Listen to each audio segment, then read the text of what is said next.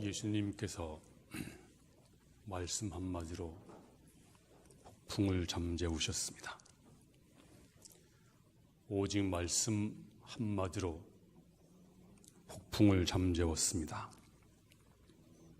그리고 거라사 지방에서는 군대 귀신을 내어 쫓으시고 광인을 고쳐 주었습니다. 그리고 옷깃만 스친 한 불쌍한 여인을 고쳐 주셨습니다. 뿐만 아니라 회당장 야이로의 딸을 죽은 딸을 살려주셨습니다. 그런데 고향에서는 사정이 달랐습니다. 고향 사람들은 엄청난 편견으로 예수님을 그냥 마리아의 아들, 목수, 우리가 다 아는데 어딜 메시아라고 사기를 치나, 심지어 예수님을 죽이려고 했습니다. 예수님은 고향에서 심각한 실패를 경험했습니다. 근데 문제는 제자들이 그것을 지켜보았습니다.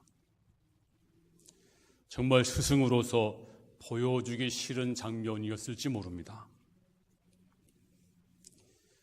그런데 예수님은 자기 고향에서 실패한 모습을 제자들에게 낱낱이 보여주었습니다. 왜 그랬을까요? 그 이유는 그 일을 보고 이것을 경험하는 것이 제자들에게 꼭 필요했기 때문입니다. 그리고 이 실패를 목격함으로 말미암아서 전해주고 싶은 메시지가 있었습니다. 제자의 길은 항상 성공만 있는 것이 아니다. 복음을 증거하는 일은 항상 환영만 있는 것이 아니다. 자, 보았느냐? 이렇게 복음을 증거하면 냉대를 받는다. 그리고 핍박도 받는다. 이런 교훈을 보여주고 싶었습니다. 그래서 예수님은 고향에서 처절하게 실패하는 모습을 과감없이 이제 너희가 전도를 할 때, 또 십자가 길을 갈 때, 제자의 길을 갈 때 이렇게 냉대를 받을 수 있다. 이런 핍박도 받는다. 그러므로 고난도 각오해라. 이것을 보여주기 위해서 이제 예수님은 실패의 모습도 보여주고 있습니다. 자, 이제 오늘 드디어 첫 번째 전도를 하십니다. 오늘 본문은 전도를 내보내시면서 주시는 말씀들입니다. 자, 첫째는 먼저 둘씩 짝을 지어 보내십니다. 오늘 7절에 보니까 12 제자를 부르사 둘씩 보내시며 이렇게 말씀하고 있습니다. 자, 먼저 우리 주님은 이제 전도를 보내시면서 둘씩 짝을 지어서 보냈습니다. 왜 그랬을까요? 마태복음 18장 20절에 보면 두세 사람이 내 이름으로 모인 곳에는 나도 그들 중에 있느니라. 여기서 두 사람은 가장 작은 믿음의 공동체입니다. 그래서 여기서는 이 2명이라고 하는 것은 어떤 숫자를 의미하는 것보다는 이제 내가 함께 하느니라, 주님이 함께 한다는 주님의 임재 약속입니다. 자, 우리가 혼자 전도할 때, 혼자 전도하다 보면 낙심할 때가 있습니다. 지칠 때가 있습니다. 그러면 쉽게 그만둘 수도 있습니다. 그러나 2명이 가게 되면 한 사람이 옆에서 기도해주고 격려해주고 그리고 마음의 의지가 되어주고, 이래서 우리가 둘이 전도하면 항상 더 효과적인 전도를 할 수가 있습니다. 우리 신앙생활도 마찬가지입니다. 신앙생활은 혼자 할 수 없습니다. 어떤 분은 혼자 하는 분이 있습니다. 냅두라고, 내 신앙 내가 다 알아서 한다고. 그래서 전혀 간섭을 안 받는 분들이 있을 수가 있습니다. 물론 잘하시는 분도 있습니다만, 그런데 신앙생활은 혼자 하는 것이 아닙니다. 여러분이 소그룹에 들어가서 팀 사역도 하고 또 여러분 연령에 맞는 전도에 들어가서 함께 울고 함께 웃으면서 치료도 경험하고 성숙도 경험하면서 우리가 신앙생활을 해야 됩니다. 조언도 들어야 되고 지도도 받아야 됩니다. 혼자 신앙생활 참 어렵습니다. 그러므로 우리 서로 도와주고 이끌어주고, 여러분 한 사람이 넘어지면 우리 모두가 슬퍼하고 한 사람이 승리하면 함께 기뻐하고, 그러면서 신앙생활을 함께 나아가야 될 줄로 믿습니다. 두 번째는 권능을 주시면서 보냈습니다. 오늘 7절 하반전에 더러운 귀신을 제어하는 권능을 주시고 라고 했습니다. 자, 주님은 이제 제자들을 보내시면서 둘씩 보내시면서 한번 이제 너희들이 해봐라, 너희 힘으로 해라, 한번 해봐, 그렇게 방치한 것이 아닙니다. 보내실 때 어떻게 했어요? 권능을 주시면서 권능을 주었습니다. 그리고 보냈습니다. 그냥 보낸 것이 아닙니다. 오래전에 저희 교회가 IMF 때 저희 교회에 어려우신 분들이 도움을 청하러 많이 오셨습니다. 그래서 1,000원도 드리고 2,000원도 드리고 처음에는 5,000원도 드리고, 그러다가 소문나니까 사람들이 너무 많이 오는 거예요. 그래서 안 되겠다, 우리가 일부 예배를 만들었습니다. 오전 7시에 오시면 우리가 조금 도와드리겠습니다. 그랬더니 100명, 200명 많이 오시는 거예요. 너무 많이 와가지고 2,000원씩 드리다가 1,000원씩 드리면 이제 조금 줄어들고, 또 좀 줄어들면 2,000원 드리면 다시 또 회복되고, 이렇게 해서 한 10몇 년을, 한 15년 정도를 했습니다. 그러다가 한 통의 전화를 제가 받았습니다. 목사님, 암흑의 어르신을 아십니까? 알죠. 그분이 돌아가셨습니다. 아, 그래요? 그분이 안 보여서 그분을 아는 분이 이제 물어서 그 집을 찾아가서 문을 열어보니까 반드시 누워서 숨이 멎어 있었습니다. 돌아가신 지가 오래되었습니다. 그래서 검신을 했는데 영양실조였습니다. 그리고 그분이 누워있는 담요 밑에는 돈다발이 나왔습니다. 수억이 나왔습니다. 자녀들이 그때서 와서 돈을 찾아갔습니다. 이분은 노년을 충분히 보낼 수 있는 돈이 있었습니다. 그런데 저희 교회 와서 이제 나쁘게 말하면 구걸이죠. 그렇게 인생을 10여 년을 보냈습니다. 지금 우리 성도 가운데 그러신 분이 있습니다. 우리가 예수 믿으면 하나님은 여러분에게 놀라운 것을 주십니다. 바로 권능입니다. 그런데 이 권능을 여러분들이 알긴 알지만 이것을 다 요 밑에 집어넣고 깔고 누워있는 분들이 있습니다. 우리가 아는 것만 가지고는 충분하지 않습니다. 우리가 이것을 활용해야 됩니다. 오늘 주께서 말씀하십니다. 더러운 귀신을 제어하는 권능을 주시고, 이것은 특정한 사람만 준 것이 아닙니다. 저와 여러분에게 전부 주었습니다. 근데 우리는 이것을 담요 밑에 숨겨두고 있습니다. 그리고 우리는 사단에게 매일같이 얻어 터지면서 사는 것이 당연하다, 항상 실패하는 것이 당연하다, 이렇게 믿고 있습니다. 로마서 5장 17절에 한 분 예수 그리스도로 말미암아 생명 안에서 왕노릇하리로다. 여기서 생명 안에서란 말은 영어로 in life, 살아있는 동안에, 살아있는 지금 왕노릇하라. 많은 분들이 그럽니다. 목사님, 천국 가면 왕이 된다면서요. 천국 가서 왕노릇한다면서요. 아닙니다. 지금 여러분이 왕이십니다. 왕의 말은 곧 법입니다. 그러므로 지금 여러분들이 하나님의 권능을 사용하셔야 됩니다. 요한복음 14장 13절에 너희가 내 이름으로 무엇을 구하든지 내가 시행하리니, 내가 시행하겠다, 뭘 구하든지 내가 시행하겠다 약속해 주었습니다. 그러므로 우리는 기도한 다음에 권능을 가지고 이것을 사용해야 됩니다. 이것을 액션해야 됩니다. 성경은 기도만 하라고 말씀하지 않았습니다. 기도한 다음에 이 놀라운 능력을 사용해야 됩니다. 또 어떤 분들은 그럽니다. 목사님, 그런 능력은요, 특정한 사람에게만 주었어요. 우리는 아니거든요. 목사님이나 아니면 어떤 부흥사나 아니면 기도 많이 하는 권사님이나 그런 분이나 주신 것이지 우리는 아니거든요. 아닙니다. 마가복음 16장 17절에 믿는 자들에게는 누가요?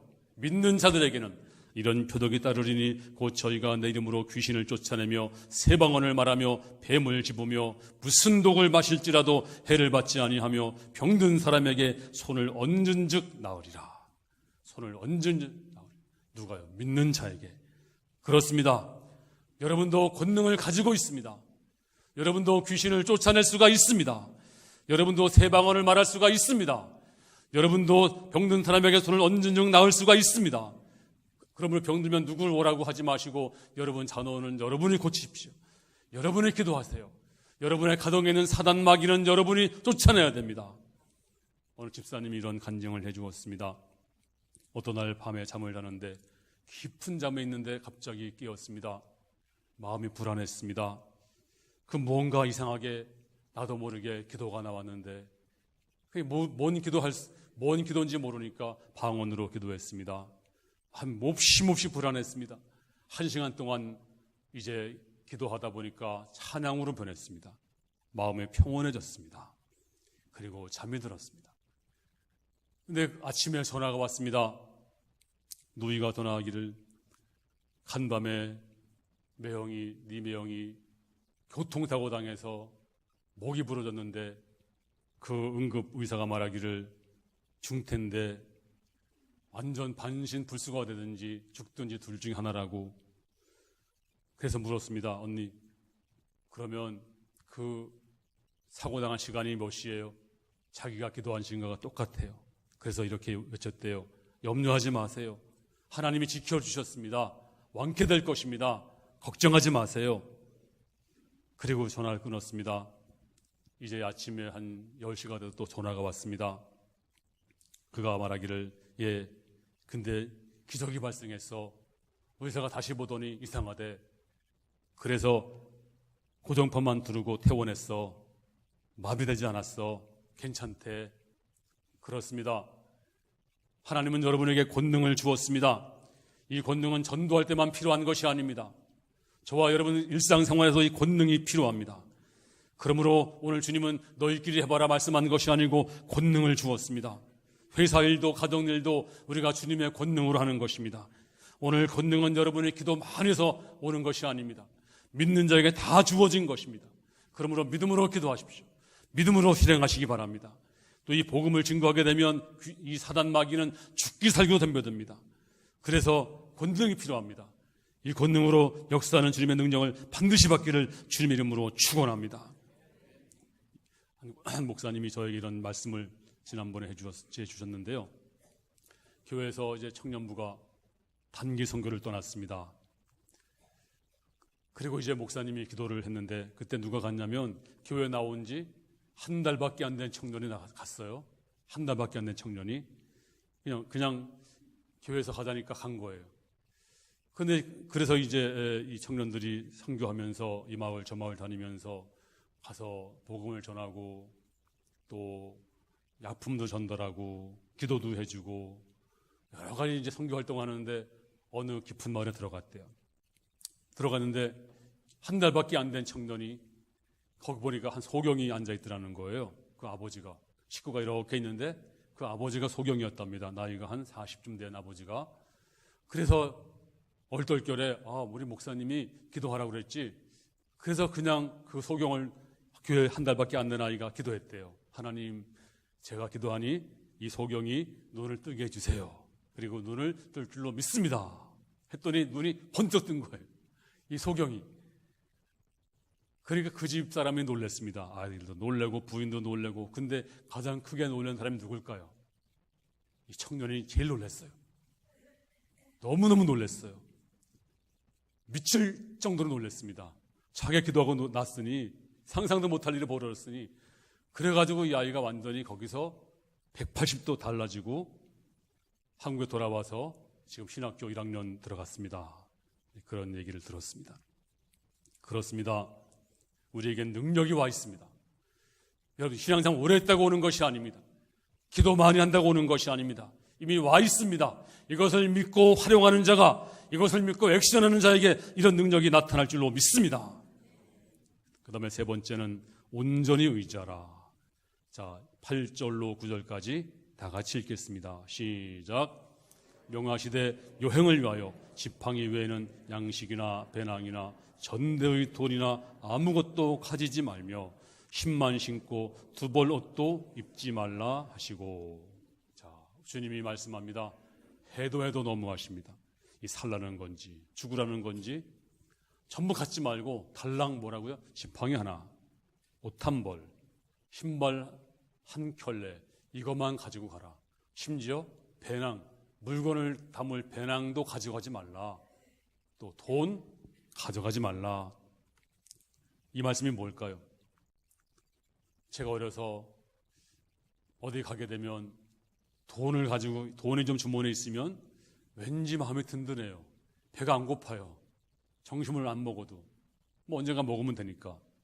근데 돈이 없으니까요, 얼마나 배고픈지, 얼마나 서러운지, 돈이 없으니까 얼마나 배고픈지 몰라요. 근데 돈이 있는 날은 배가 안 고프더라고요, 이상하게. 근데 오늘 주님께서 말씀하십니다. 돈 가져가지 마라. 한 푼도 가져가지 마라.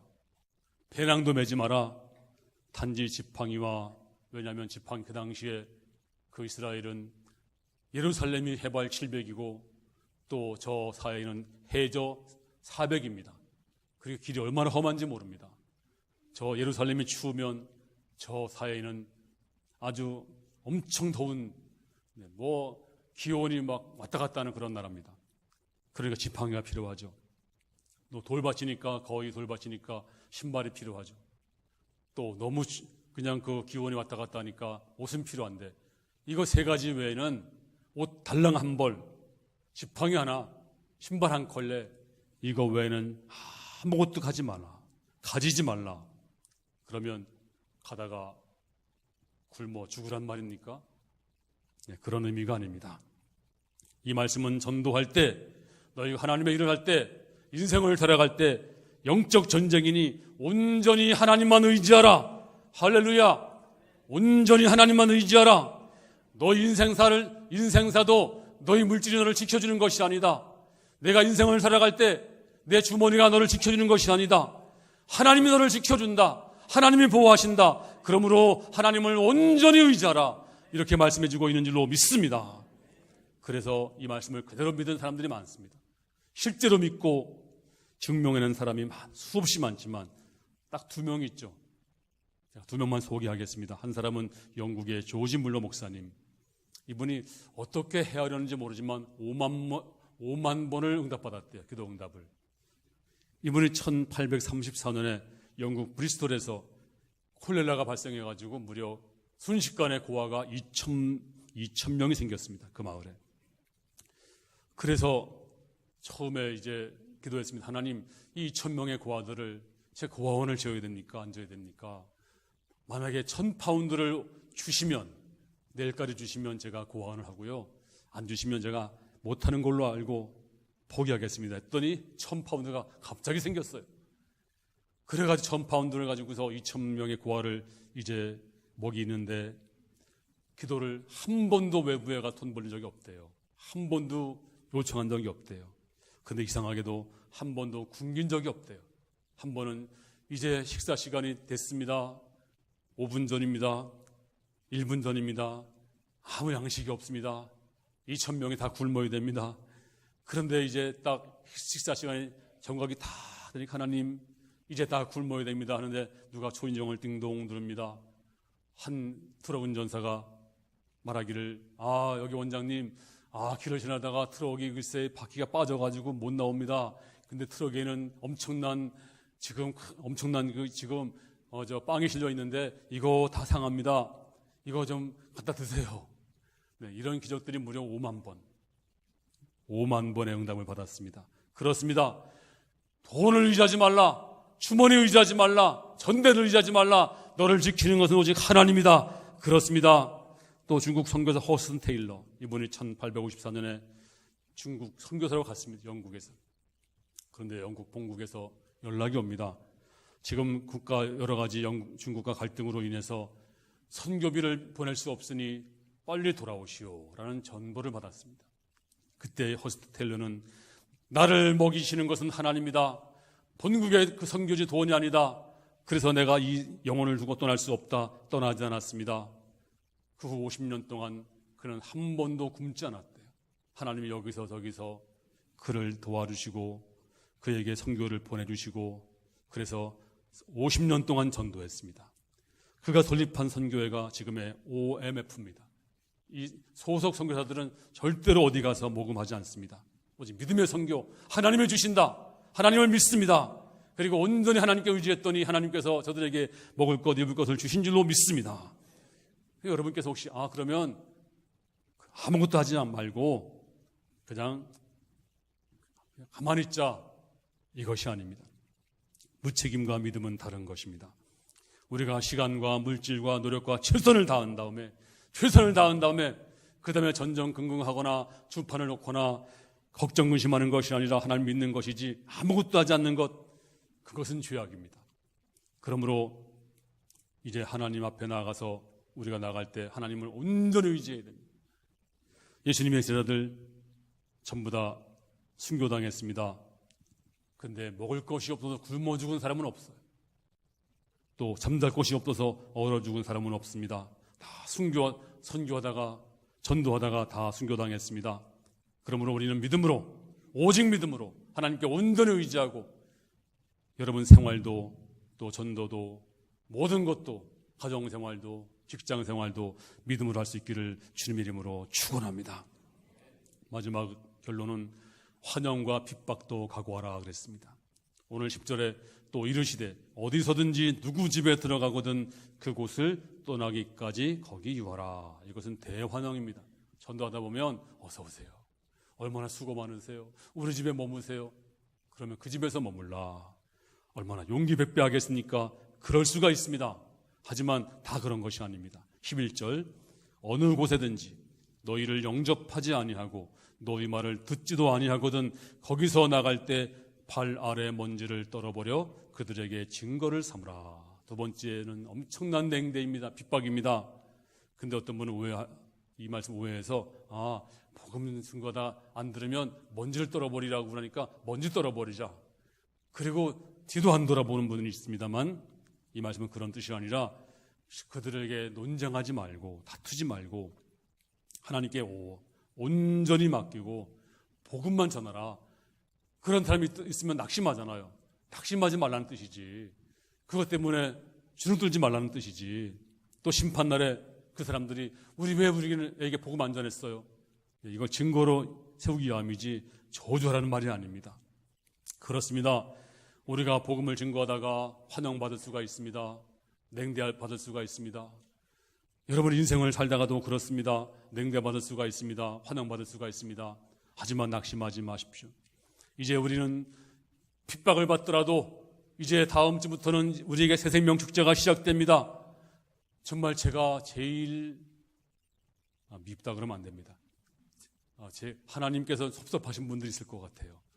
누굴까요? 새 생명 축제마다 전혀 움직이지 않는 분들, 전혀 강 건너 불 구경하는 것처럼 관심이 없는 분들, 주님이 얼마나 섭섭해 하실까요? 이번에는 혹시 그런 분이 있었을지라도 올해부터는 그래 한번 해보자. 마음이 안 내켜도 주님의 명령이니 한번 해보자. 네, 하면 됩니다. 누가 천국에 스타이겠습니까? 주의 명령을 받들고 순종하는 자입니다. 그리고 우리 선조들은 목숨을 아끼지 않았습니다. 우리 대한민국까지 여기까지 오기까지는 수많은 사람들이 피 흘리고 피 흘렸습니다. 그리고 그 피를 넘어서 여러분에게 복음이 온 것입니다. 여러분이 그냥 예수 믿은 것이 아닙니다. 피에 빚을 지고 있는 것입니다. 누가 천국에 스타이겠습니까? 바로 이 명령에 순종하는 자들인 것입니다. 요한계시록 20장 4절에 보니 또 내가 보니 예수의 증언함과 하나님 말씀 때문에 목 목배임을 당한 자들이 마지막에 1000년 동안 왕노릇하더라. 그렇습니다. 복음 때문에 목배임 당한 자들, 복음 때문에 순교당한 자들이 많았습니다. 우리가 순교당할 수가 있습니다. 여러분, 그것 순교당하면 천국의 스타가 됩니다. 바로 우리는 그런 각오로 전도해야 됩니다. 하지만 여러분이 그렇게 안 될 수도 있습니다. 하지만 그런 마음을 가지고 산다는 것, 하나님이 얼마나 기뻐하겠습니까? 이 말씀을 하신 분은 바로 하나님이십니다. 천지를 창조하신 분입니다. 엄청나신 분입니다. 그분이 말씀하십니다. 이제 나와 함께 이 천국 복음을 전하자. 내가 너를 좀 사용하자. 내가 너에게 그냥 하라는 것이 아니야. 내가 너에게 놀라운 축복을 줄 테니 함께 걸어가자. 이 말씀을 하시는 것입니다. 미국의 1982년도에 결성한 밴드 그룹이 있습니다. 메탈리카라고 하는, 여러분 중에 아시는 분은 아마 많이 계실 거예요. 이 메탈리카가 한번 공연하면 그 당시에 10만 명 모이는 건 유도 아니고요. 놀라운 기록이 있습니다. 저기 소련에서 한번 공연이 있었습니다.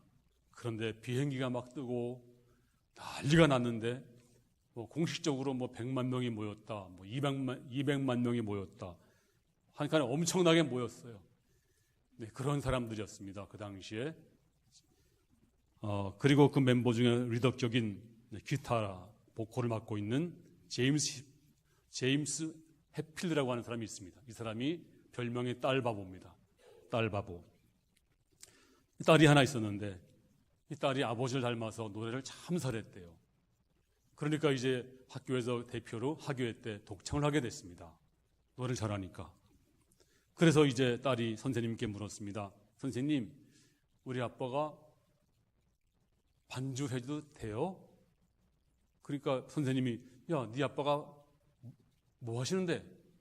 우리 아빠가요, 기타 좀 쳐요. 그래라.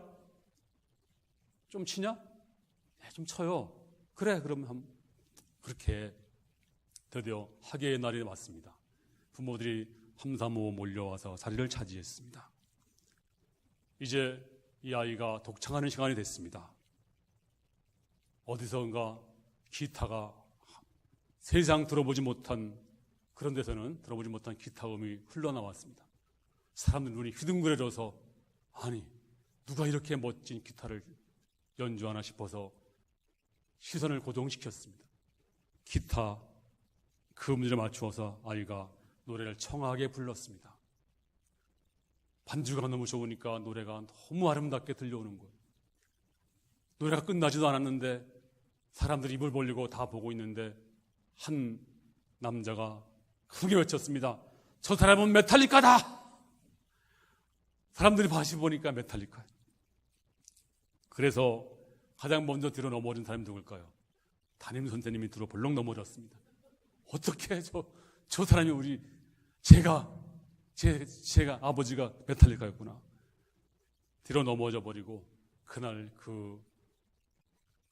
축제는 엄청난 그 기쁨 가운데 마쳤다고 합니다. 그래서 딸 바보라는 별명을 가지게 됩니다. 여러분, 우리 아버지가 누굽니까? 우리 아버지 메탈리카를 넘어서 천지를 창조하신 분이, 그분이 말씀하십니다. 내가 너에게 권능을 줄게. 내가 너에게 권능을 준단 말이야. 그리고 말이야, 내가 너를 지켜준단 말이야. 전대 의지하지 말고, 돈 의지하지 말고, 내가 너를 지켜줄게.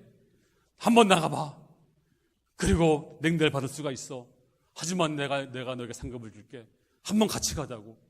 주여, 나를 써주세요. 이번 세대명 축제에 나를 써주세요. 나도 주인공이 되겠습니다. 우리 모두가 여기 주인공이 돼서 함께 걸어가는 정말 축제가 넘치는 놀라운 세대명 축제가 될 수 있기를 주님의 이름으로 축원합니다.